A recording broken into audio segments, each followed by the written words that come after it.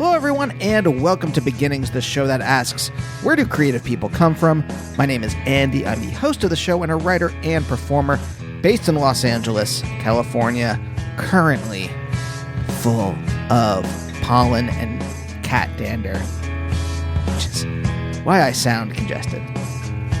But I'll tell you what, great episode today. This is Jim Starlin, and if you don't know who Jim is, why don't I read you his bio right now.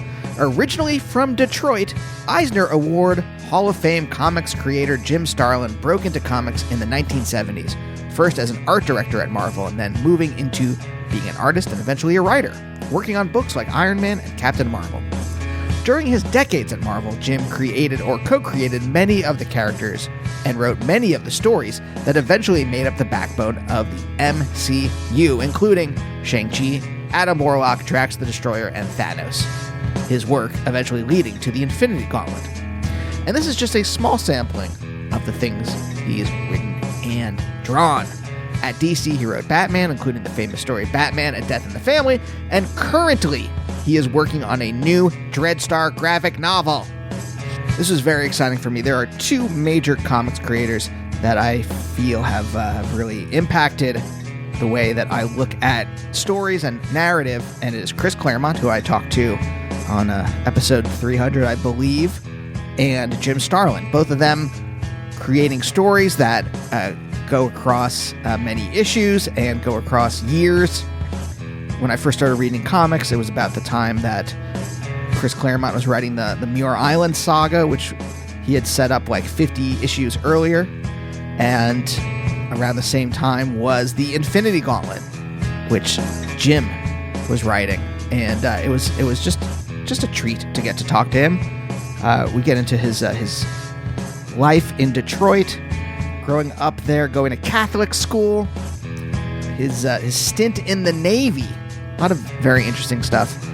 And I hope you enjoy this episode. And if you do and you want to check out more episodes of Beginnings, what I like to do here in the beginning is a little recommended if you like, maybe you'll like some of my other episodes that I've done with comics creators such as Chip Zdarsky or Sina Grace, the aforementioned Chris Claremont, Rob Guillory, Cy Spurrier, Michael Kupperman, and a ton of other people, a lot of people from indie comics, and also actors, musicians, comedians, artists, and a ton of other kind of people.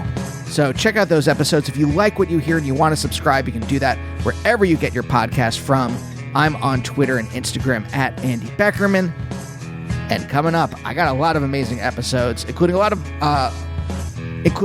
of other great people from comics, including Ryan North and Kelly Thompson. I just talked to them a little while ago, and those were great talks. So stay tuned for those. But for now, let's talk to Jim.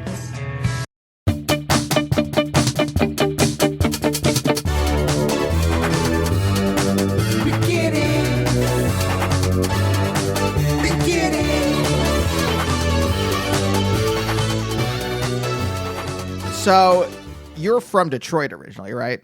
Originally. Did you grow up there? Yes. My wife's family is from Detroit, but I only visited in not only just after it kind of went downhill, but also as it's, the last time I visited, things were starting to go uphill again. And I'm kind of curious, you were growing up in the heyday of Detroit.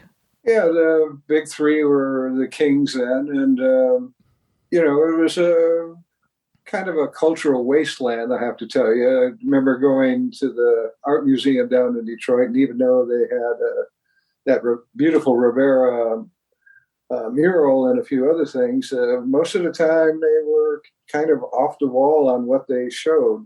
One of their big shows every year was the car designers coming in with their illustrations of futuristic drawings of new cars coming down the line. And I remember going there wanting to sketch and not being allowed in with any kind of art material because I didn't want to be vandalizing the place. This is a museum, right? People draw in museums. So, it was a little weird growing up in Detroit there. What else was weird about it? Was it just it was kind of strict in that way? My first few years was in a parochial school. My parents were Catholic. My mother was Catholic. My dad was converted over later to accommodate her. And the strictness of the parochial schools was really kind of bizarre and over the hot top. Had a lot of very crazy nuns at one point from like around fourth grade to sixth or seventh. Where I finally got out of it by shooting a nun with a pea shooter. Got myself expelled. But the nuns were all, a number of them were John Birchers, which are like the born agains of crazy revival back in the 50s. And so we would always be taught that racism was good and that even though he was Catholic, John Kennedy should not be voted for because he has liberal leanings and he's a communist at heart. So it was a strange place to grow up.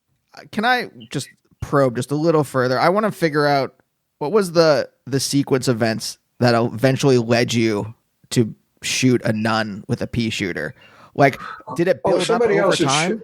No, somebody else had hit her with a pea earlier in the day, and somebody snitched me out and said it was me. And when she called me up to the desk and told me to empty my pockets, they were full of peas, of course.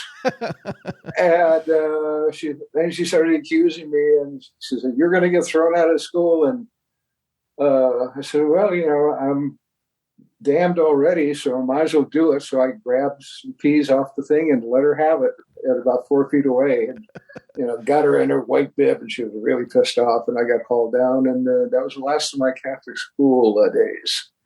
I got to go over to the public school where all my friends were. Okay, so it wasn't like it was a big sacrifice. Was your mom mad? Oh yeah, disappointed, but she knew that I wanted out of there, so it was, it was a passable arrangement. So wait, how did you know? Like, okay, when I was a kid, I remember in sixth grade, I had a somewhat religious science teacher, and he had taught us without saying the word evolution. He basically kind of told us that evolution was baloney, and that and he gave us these metaphors for like why it didn't really work. And then in seventh grade biology, when I had a real science teacher, he, explained how it works and all this other kind of stuff. And I'm like, oh, I get what my sixth grade. I get he was trying to indoctrinate us. How did you figure out as a young kid that like this John Bircher shit was not the right way to think? There was one teacher, Sister Mary Henrietta, and she would run around with this 3-foot metal yardstick to whack kids with. And she read everything out of the textbook that they had for teaching. And at one point she said, it takes 8 minutes, this was a science class, so I'm going back to that, for the light from the sun to reach the earth. So if you were to do a light switch, had a light switch on the sun and flipped it on and off, for 8 minutes, there'd be darkness. And I went, wait a minute. If you just flipped it off and on, there'd still be sun coming. And all you would have is your period where you flipped it off and on, because the light that came just before the flip would still take 8 minutes to get there, and then it'd be followed by that short pass. And she looked down at the book and said, "Nope, you're wrong." And I said, "No, I'm pretty sure I'm right on this." And next thing I knew, I got whacked. So that pretty well convinced me. And once I got older and started reading about the Inquisition and things like that, I said, well, this is really not the route I want to go. But it makes some good story material. So the Universal Church in Warlock came out of those days. Mm-hmm. Okay. So, but here's the thing, though. How did you have the confidence, let's say, to stand up against authority? Because I was a teenager. Well, but when I was a teenager, I only did in certain contexts. I was a good student, so I knew that like in the classes where the teachers appreciated me, I could goof off and I could make jokes in the back of the classroom and they were okay with it. But in other contexts, I would get in trouble. And I really was, I had this like allergic reaction to getting in trouble. And so I really tried to stay within the lines. But it seems like I was just the opposite. I was just the opposite. If there was a teacher I liked and they were good, I was with them, and I didn't cause trouble. But the moment something raised the hackles in my back, I became unmanageable. It's just around 7th grade, something like that. Just couldn't stop myself. Did you? I guess in the rest of your life up till now, have you always been kind of like anti-authority? Oh, ask most of the editors who worked for me. They worked with me. If it was a good editor like Archie Goodwin or Roy Thomas, we got along fine. But I had a few of them whose names I will not mention that it was just a mess. And I dug in, they dug in, and we usually produced garbage at those points. Yeah. But, okay, you were in the Navy, right? Right. Isn't there a lot of discipline in the military that you have to kind of submit to? Yes, and I did get some discipline in managing myself a bit better at that point after a few trouble spots. But, the Navy and, my short stint in college afterwards, before I went to New York to get work, they all sort of mellowed me out after the time in the service. I want to go back to the art museum for a second, because you said that you went there to draw. So from an early age, you were interested in art. Yeah, my dad was a draftsman at Chrysler. And one of the fringe benefits he figured he deserved was, at the end of the day, loading his briefcase up with as much masking tape, tracing paper, and number 2 pencils as he could stuff in there, which he was planning on using with his woodworking hobby. But I discovered if you took the tracing papers and put them over to comic books, you could trace the characters. And so my wall of my bedroom was littered with all these tracing paper drawings. And eventually I stopped tracing and I actually started drawing. And, what became a pastime became an obsession, which became a career. So it all worked out pretty good. Do you remember what originally drew you to it? Was it just, I like these comic books and I want to kind of try to do what they're doing? Or was there more? Was it like, I'm doing the same thing my dad's doing, or I'm doing what these artists are doing at this museum, or whatever? Oh no, my dad sort of thought my mom was more skeptical about my career path. But my dad was a little bit skeptical too, and kept saying, "Why don't you try and get doing something else?" And that is what I wanted to do. But what really started me on it is I did like comics as a kid, and back in those days, everyone was uncredited, except there was I believe it was a Green Arrow story by Lee Elias, and somewhere in the splash page, in among the leaves and what have you that was in the foreground, he had signed his name. And the whole idea that, oh my God, is somebody who's actually drawing these things, and this could be a living, hit me like a hammer. And I said, this is what I want to do. And I was only about 8 years old at that point. But right after that, it became, drawing every day. What was the household like? Did you have siblings? I have a brother and a sister, both younger. It was a pretty good household. I mean, my family spent too much time in front of the television, but otherwise we were pretty functional. I didn't have a bad childhood at all. I talk to my friends and they hear their horror stories and go. I skipped that one, thank God. But no, it was a pretty average 1950s household. Well, good people. I mean, what is that like? Because the only access I have is either my parents' stories or television. So, like, when I think of a 1950s household, I think of like I Love Lucy or something like that.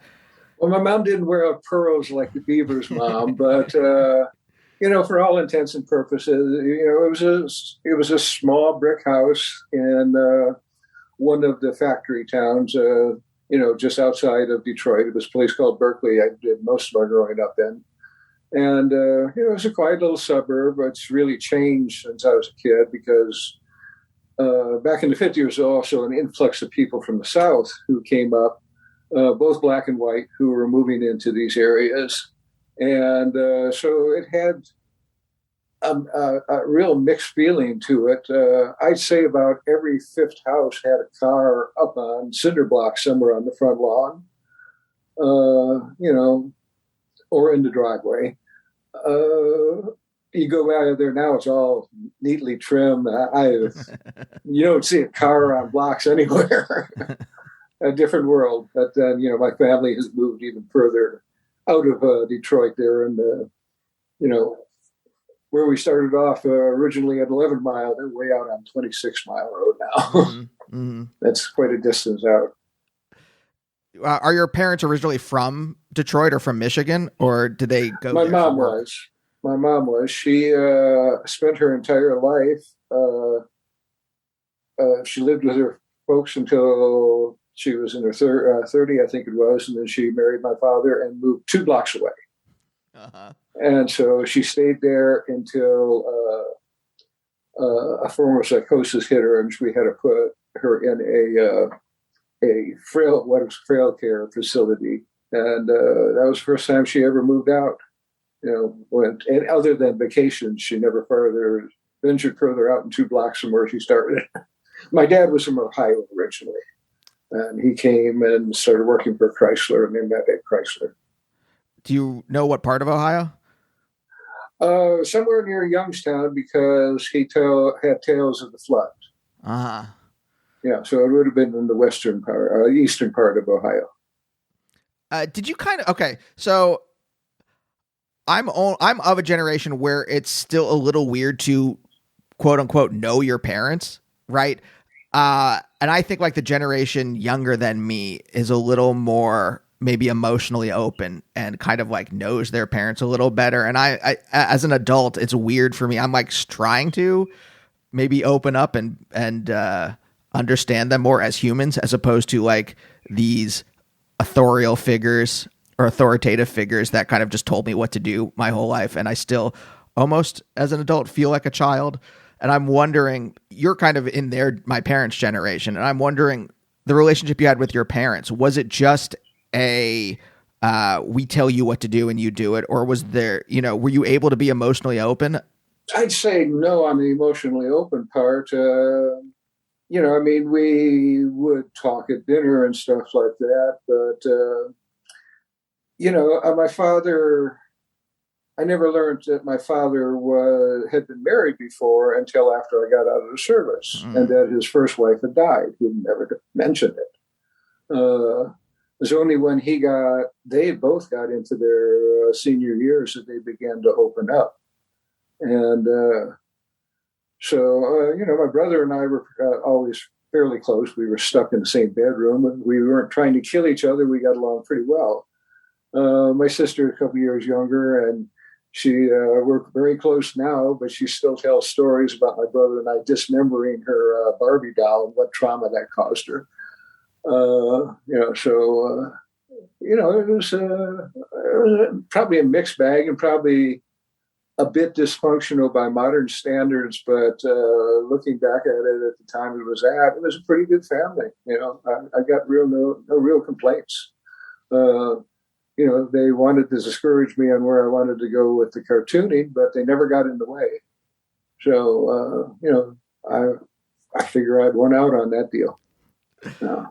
Did you join the Navy voluntarily, or did you get drafted? They never draft people in the Navy. I got into a little trouble, and it was suggested I go into the Navy. Okay. So your like anti-authority streak was pretty solid. Well, I could say that, I guess.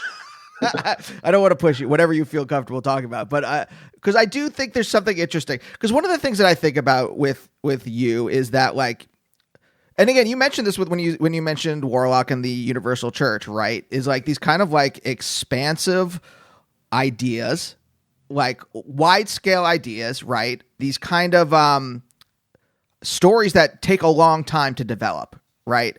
And I'm kind of curious about where that instinct in you came from, or why you are drawn to telling those kind of stories, or stories that have those kind of like deeper signifiers, let's say, like with the Universal Church or whatever. I like complications, and I don't watch any network TV because any kind of show that they have on there is going to end exactly where it began, and there's no development. I like my heroes or my protagonists, and they're not very seldom are they heroes, to go on a journey. They have to go from A to B to C, and I want that journey to affect them as they go along.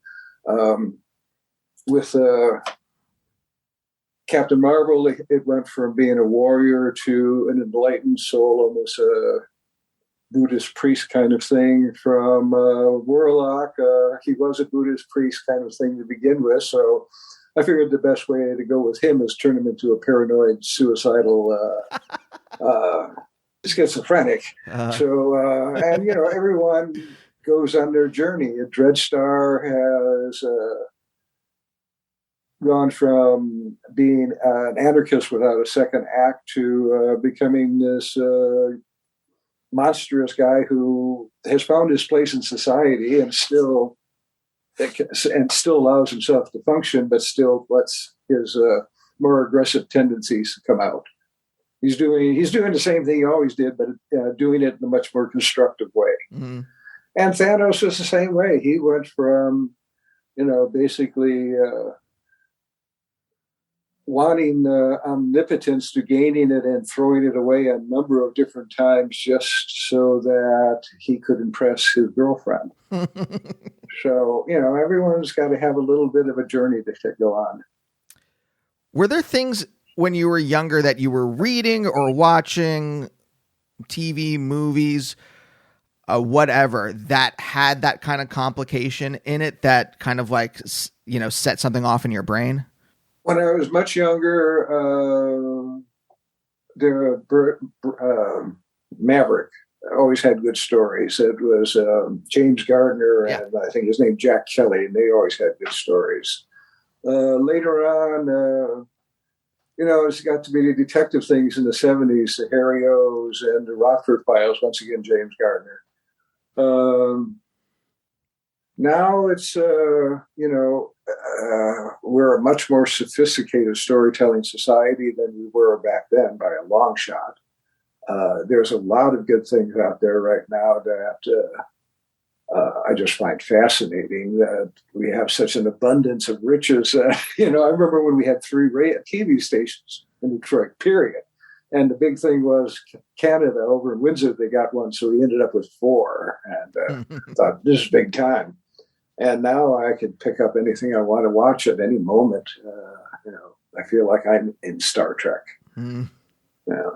Yeah, it's a little daunting sometimes, but it also the fact that there is so much to watch and read and listen to, it does give me a little more.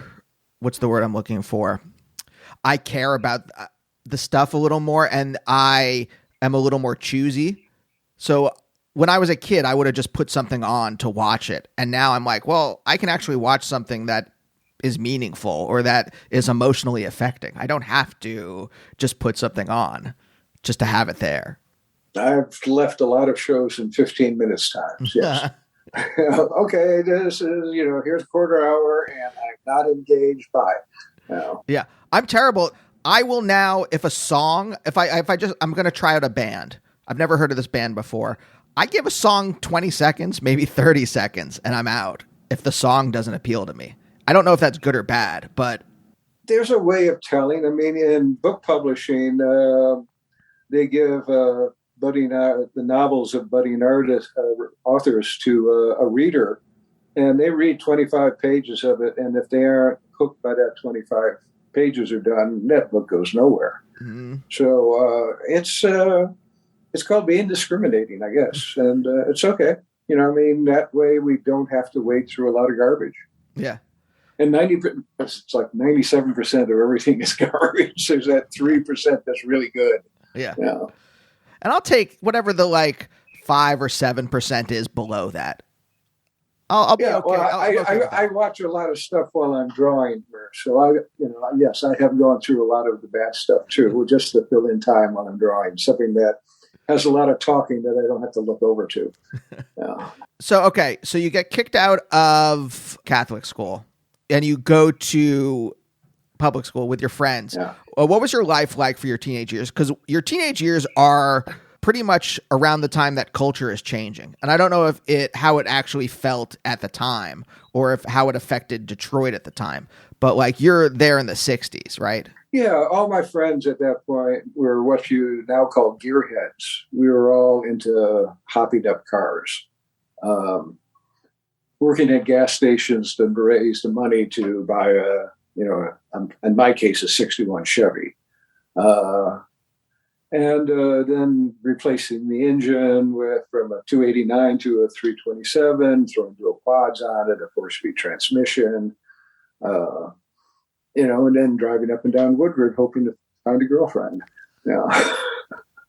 That was my teenage years. And in the midst of all that, I would come back from school and hide in the basement and draw. I never let any of my friends know that I had an ambition to be a cartoonist. Really? Yeah, there was a few friends I had who were into comic books themselves, like Al Milgram. He and I were in high school together. And Alan was from the right side of 11 Mile Road, and I wasn't. And most of my friends, Neanderthals? That's a kind way to put it. So when Alan would come up in the hallway and go, "Hey, did you see the new issue of the Fantastic Four?" I would grab him and shove him over in the corner and go, "My friends don't know I know how to read, let alone that I'm interested in actually reading. So please do not do that again." So, it was, it was a stupid existence, but it was my existence, and I managed to outgrow it and get smarter as I went along. Yeah. Well, okay, so this is the thought I had. Did you outgrow it, or did you kind of combine? Did you allow those two sides of yourself to kind of meld? Probably a little bit of both. I mean, there has to be some growth as you get older, hopefully, or you become a stupid old man. I'm hoping to avoid that.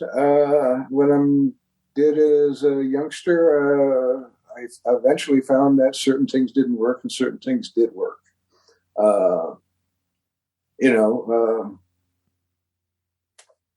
Einstein in his theory of madness, if you keep doing the same thing and expect different results, without getting the different result and continue doing it, that's madness. And so I eventually, if I, like trying to date as a teenager, found real quickly that being a tough, smart ass was not going to work. So tried to mellow out and got more successful that way. So, you learn or you die. Mm-hmm. You perish. It's called selective breeding, I think.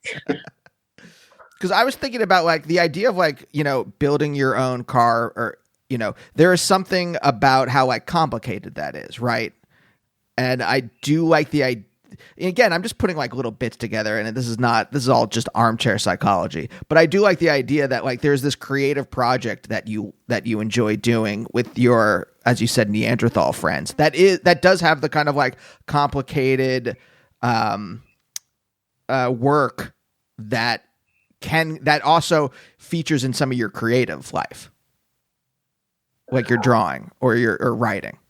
Yeah, the mechanics sort of taught me that there is a process of getting things done. Building a story is not all that different than building a house. If you don't have the foundation solid there, the whole thing's going to fall down. I know because I've tried it the other way and had the stories fall down on me in the middle of it. But everything is a learning process. I badmouthed the nuns from parochial school, but I have to say that despite everything, they were the ones who began to taught me how to think. And, despite their best efforts, which seemed to be to keep us from thinking, they did make me think, and they exposed me to enough things to make me doubt where they were coming from and decide to find my own path. And so, even the bad things have their value. Do you remember what some of those things were that kind of clued you in that the things they were teaching you were a little maybe not correct? I remember this one nun, Sister Mary Romano, who grabbed this really sweet young girl from our class. I remember she was really nice, but she came to school with patent leather shoes. And they hauled her out into the hallway and started calling her a whore because people were going to look up her dress loudly so everybody could hear it. And I was thinking, this is not right. This is not the loving teaching that Jesus was supposed to be bringing us on. This is, this and the bigotry that I was exposed to almost on a weekly basis out there at that school were more than enough to make me think that this is not the way I want to go. Do you think you were anti-authority before that, or do you think that was basically like the beginning of being anti-authority? I think that school was the beginning of it because my parents weren't terrible. My parents were pretty laid back, actually. So this was not homegrown. They had to ship me out to import this stuff. Did you ever draw with your dad? No, he wasn't an artist. He was a draftsman. He took the designs and did the blueprint drawings for dashboards at the Chrysler. Kept him out of World War II. He was designing dashboards and seats, or doing the drafting for dashboards and seats for tanks during World War II. He was an essential worker. So, which is probably just as well, because he was one of the most uncoordinated people I've ever met, and he would have never made it through World War II, and I never would have been. So I appreciate that part of it. But no, he wasn't an artist. Later on, after he retired, he got into the hobby of making frames for his friend. I can't think the friend's name any longer, a Polish guy. No, it's not going to come to me, but he was an artist, and my dad made frames for him, and that was his pastime. But he never sat down with a pencil or anything. He wanted to draw like that. I was the only one in my family who had leanings that way. Oh yeah, I was going to ask, did anyone in your family, did they do anything creative at home? My mother in her later years did paint by numbers. A number of my siblings and in-laws do the same thing now. I have a niece who has an artistic bent, and I think she's as easily fucked up as I am. Sorry, Don. But when you were growing up, you were just the only one in your household that had a kind of artistic inclination. Yeah, pretty much. My sister went through a spell of, they tried to get us all to play different things. My sister had a short spell of ballet, but she outgrew that. My brother did drums for about 5 minutes, and I did the guitar for about 3 or 4 months before I said, I want to draw. I don't want to do this. No. So how did you ever get the confidence or even the knowledge that you could do this for a living?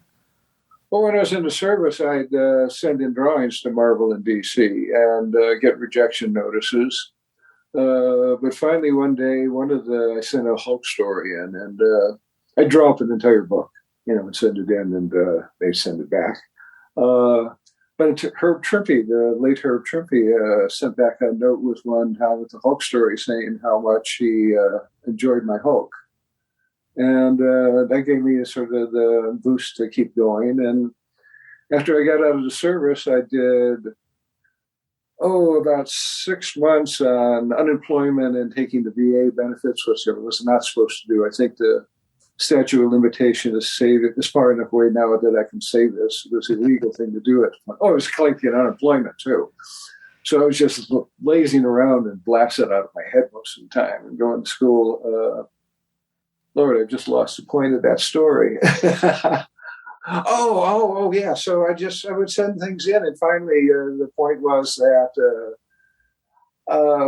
it looked like I was going to get caught up on triple billing the government for my time off after the service. So I packed up my bags, and one was full of comic books and one was full of clothes, and I went to New York. And as it just so happens that at that time, all the artists from the 40s and 30s were all retiring. And so they were hiring anybody who could come across the state line that would hold a pencil. And I just barely qualified on that result. And I became Marvel's first art director and a de facto art director. I would come in and do cover sketches in the morning and work them out with Stan in the afternoon. If Roy had something he wanted corrected in the pencils, he would give it to me, and I would very tentatively open the mouth of a John Buscema head, because he wanted them speaking. So, and eventually, I just started getting jobs, and they hired a real art director at first, Frank Giacoyan, and later on John Romita. And we sort of went from there. It wasn't a matter of confidence. It was just desire. I knew I just didn't want to do anything else. Yeah. But I mean, there is something about I'm just going to go to New York and I kind of had the same thing. I was in grad school in Philly, and I eventually was like, I don't want to do this. I want to do comedy. And I think there's a difference between it seems like you didn't have much of a safety net. I didn't have a safety net. It seems like you were at the end of whatever your benefits were, right? And you're just I'm just going to go to New York. Yeah, and New York wasn't that far. Before that, I'd been shipped off to Sicily, and then later on to the Philippines. And so I had spent the last 3.5 years out of the country. So going to New York didn't seem all that daunting. I found a little SRO, I think they called them, single room occupancy things on Staten Island. It was the cheapest place to go. I spent a few weeks there and met some folks, and ended up a bunch of cartoonists. We all shared a house for a while. Had Steve Skates, Mike Friedrichs, later on Alan Milgram, Bill Dubé, who was the editor up at Warren at the time. We all shared this place, and Steve Skates too. I forgot about him. He was right. He was there too. We just. It was just, I was 20 something, and you got to get out and do things at that point. And this is what I wanted to do. Did you know people from those early rejections? Did you know from sending in art and getting rejected? Were there people that once you were in New York, you could contact and be like, hey, I'm here. Do you want to get a drink or something like that? No, I met Rich Buckler about a week or two before I left. Al Milgram had more of the fandom touch base. I was out of the country for a long time. And I remember, I think he got me connected up with Buckler, who I spent one night at his place, and quickly found that Rich was being so kind because he wanted me to draw all his pages. And basically, when I got out of there really quickly, got the place on Staten Island. And I met people as I came along. Became fast friends with Steve Englehart and Alan Weiss quite early on, and we. And there was a social scene also. We had these first Fridays over at Frank and Jan Brunner's house or apartment up in the 200 blocks, and we'd all get together and show our art and get drunk together. So, it was a social event as much as anything else. Yeah. That's the thing I think is interesting because, when you hear anyone's origin stories, they kind of gloss over. They're and then I was writing this, or then I was doing this big thing. And I think it's really interesting to hear about these little micro moves where you're like, yeah, we had these first Fridays. Yeah, and there was continuity. Neil Adams studio, and Alan Weiss was always abysmal. Let's be it abysmal about deadlines. And he had this 6-page thing they had to do every other month, Pellucidar. And he'd always wait till a week before the deadline and go, I need help, in which case Krusty Bunkers was created.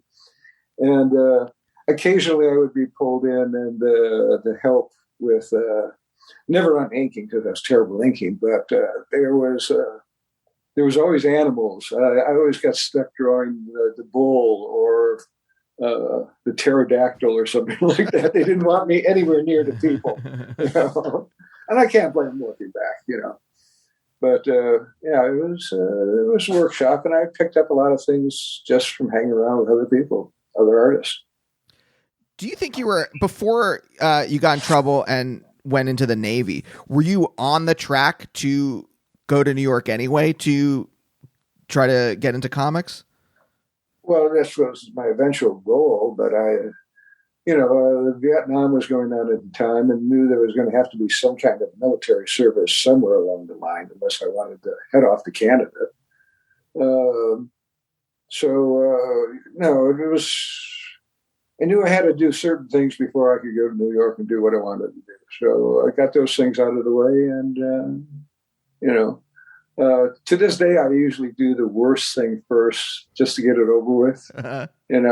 If Smart. I'm building something, even in the coloring, I lay the flat colors out first, so I just could get in there and play on the computer with the airbrush and that. So, I guess I've got some discipline as far as work goes, but and dealing with things. So, there's a process, I guess. Yeah.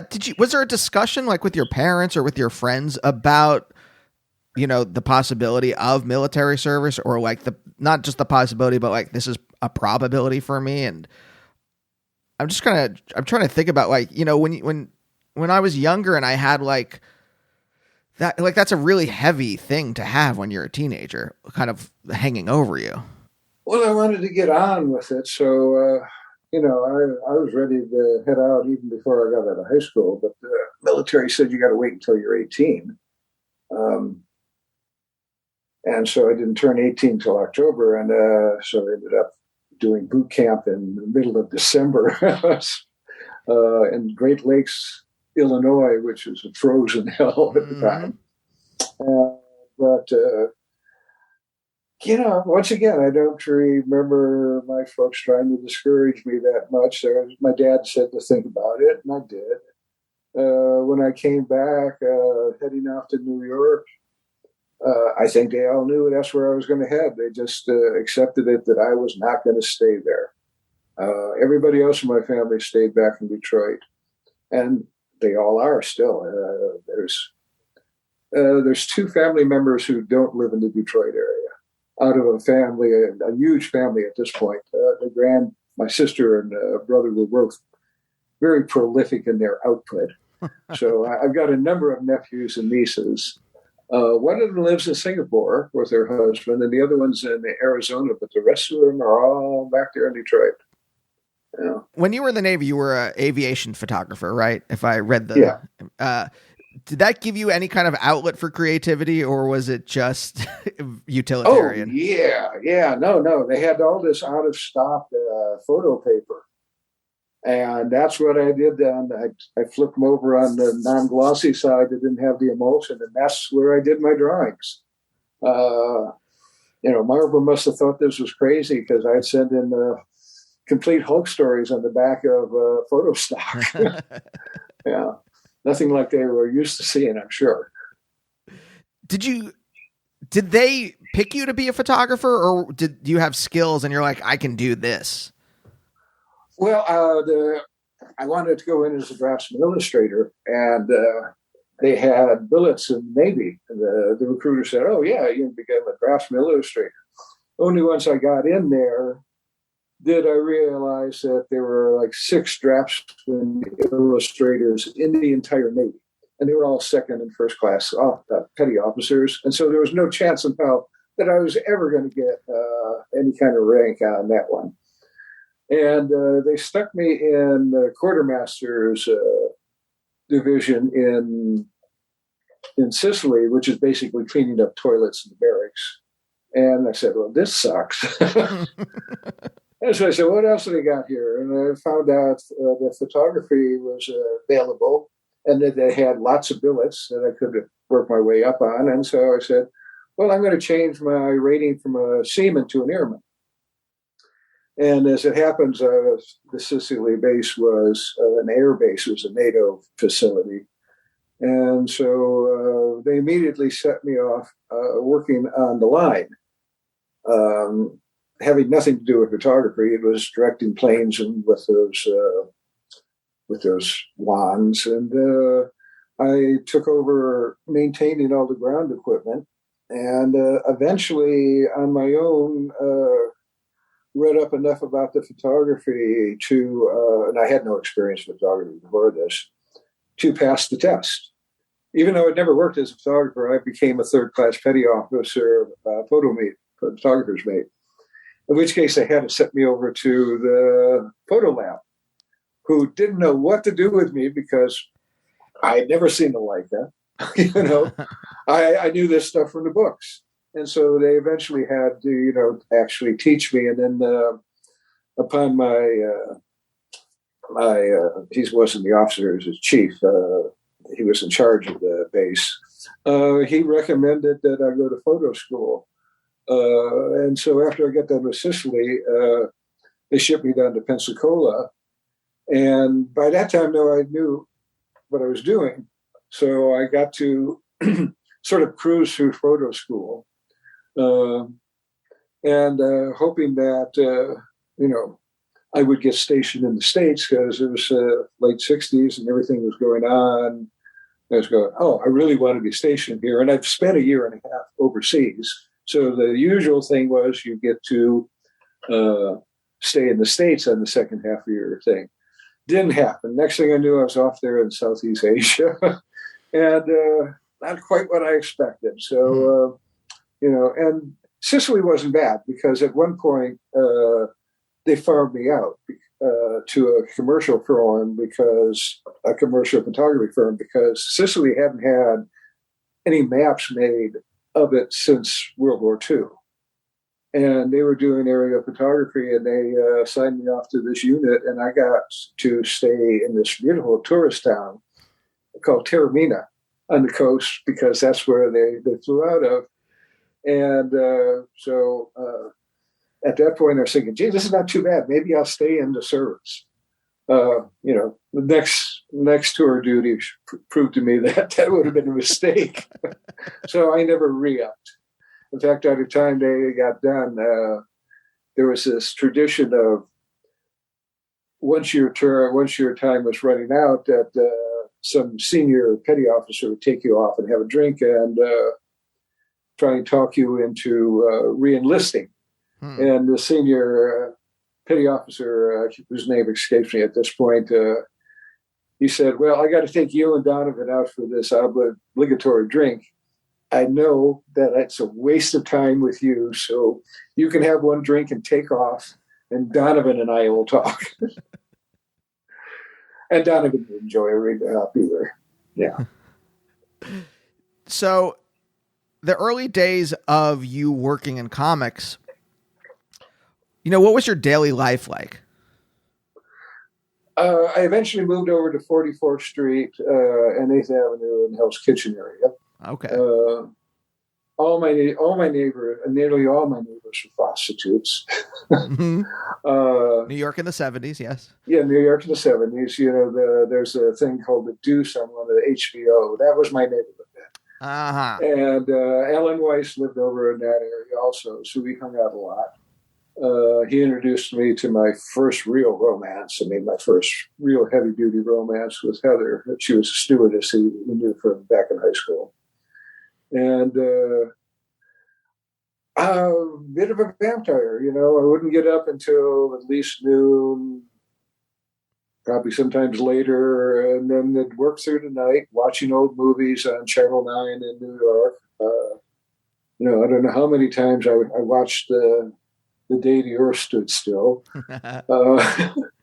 They had a show called $1 Million Movie, and it was the same movie 5 times a week. They just reran the same thing. And so I would, sit there and do things like, I'd be drawing there and the television would be over here, and occasionally hang out with friends. And, it was a typical inner city kind of 20-something existence. Did you have designs at that time to, make your own characters and write your own stories, or were you just happy to be there working in the industry you had wanted to work in for, since you were a kid? Oh, I started off doing my own stories right from the start. So. Oh, really? Yeah, I mean, there was a couple of, there was a romance story and a couple of horror stories I did, but my first full book was Iron Man 55, and I plotted that one out. Mike's contribution, Mike Friedrich, who scripted it, his contribution to the actual plotting was switching the second and third page around because he wanted to do some tricky storytelling thing. And I said, sure, go ahead. And, but no, I always wanted to tell my own stories. And by the time we got to, I guess it was Captain Marvel, 20-something or other, I forget which issue it was, I said, I'd like to really start doing this, Mike. I'd like to start writing my own stories too. And Roy Thomas said, well, you got this 3-parter inside this one issue. You select one of the sections and you write it, and Mike will write the other 2, and I'll decide whether you're going to get it or not. And Roy liked it and promised Mike another book. And so I started writing Captain Marvel and have been telling my own stories just about from the start. Yeah. Do you remember at what point you kind of realized that, I don't want to say you made it, but that like you were doing the stuff that you wanted to do, even within I don't know how corporate Marvel was at that point, but not very. I mean, there was 2 big bullpen, 2 offices in the back, one for Roy, one for Stan when he was in town. And, Martin Goodman, who was the owner at that time, he never showed up. He was never around. I'm sure he showed up occasionally to talk to Stan, but, he was his uncle. So they probably met at Thanksgiving and stuff like that. But what finally, no, it was, I'll tell you a story. The thing that got me into wanting to do the writing was the fact that this one writer needed a couple pages of fill-in on Iron Man, and that the other artist couldn't finish. And it was a sequence with Happy Hogan, and Happy's frustrated with Pepper because he had the hots for her back then. And he comes out of some encounter with her and he kicks over a trash can. And he goes, oh my God, look what this woman's turned me into. I've become a litter bug. And I went, I think I could write better stuff than this. And so the structure up there was free-flowing enough, and Roy was smart enough to let people experiment. And his run as an editor, you've got some of your most creative stuff coming out of Marvel. Brunner and Englehart's Doctor Strange was just terrific stuff. Englehart had a nice run on Captain America also. There are a number of books I pull out from that period that just were, stunning examples of letting the artist run. And it was a period where I could go in and have a plot conference with Roy, and the plot conference would consist of, I want to use the Super Scroll this issue in Captain Marvel. And he goes, go. That was it. And, but now it is so corporate that the editors want a 10-page synopsis that if you vary from, they have a conniption fit over. And I always vary. Whatever we put down to paper, it never sticks. Right from the start, I've always been, if it hits me as a good idea, I'll throw pages out to make it work. Yeah. And creativity and inspiration come from everywhere. Early on, there's a character in Captain Marvel called Ian. He's like a floating turd with an eyeball and a face and some hair on top. And he came from me coming back from a party one night in New York, and there was a bag of garbage in a paper bag over on the corner as I was sitting there waiting for the light to change. And I looked at it, and there was this grease stain on it. And I went, wow, that's really interesting. And that was Ian. That's how Ian came. I went back and I threw him in the midst of the Metamorphosis, not Metamorphosis, that is the Metamorphosis, Captain Marvel issue. And he just got thrown in there. And I think I may have had a redraw panel or something to accommodate him, but it all worked out. And, a lot of times it was just, this seems like a good idea, let's throw it in. Yeah. I think a lot about creativity and about, what do you actually need to do something well? And it needs to, this is just like a very generalized picture of it. You need some kind of boundaries, but within those boundaries, you need complete freedom to be able to kind of follow your muse as it hits you. I think you have to know the rules and then realize when it's good to break the rules. Mm-hmm. I'm working with this inker, Jamie Jameson, right now, and we're working on the second Red Star graphic novel.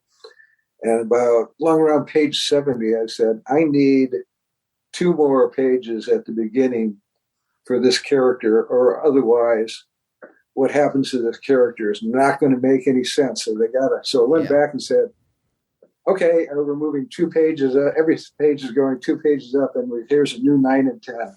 Oh, it drove her crazy. She kept complaining, I don't know what the page numbers are when they scan them to send them back to you. And so, it's okay. I'll figure it out. I'll work it out as I'm going along. Yeah. That idea of like just being able to like have this like massive thing in your head and have to like figure out all the pieces and then go back and like play with it. Again, look, the metaphor is a little too banal, but of like tinkering with a car and of tinkering with a story. Very much so. Right? Yeah, very much so. It's more like, I think probably more like tailoring. If you find out that the sleeve's too long, you got to shorten it up a little bit. That's better. Yeah, you can't exactly, if the car's in bad enough shape, you scrap it. You can't do that if you want to eat. Being a cartoonist, you'll starve to death. Jim, thank you so much for joining me today. This is wonderful. I really, your work has really meant a lot to me since I've been a kid, and it really influenced me. So I really appreciate you sitting down with me. Sorry about screwing up your life like that. Well, honestly, it's an okay life. I don't mind it. It's pretty fun. So thanks. My pleasure. You take care then. Yeah, you too. And we'll see you next time. Bye. Bye, oh, bye, oh, bye, oh, bye, oh, bye, oh, bye, oh, bye, oh, bye, oh, bye, oh, bye.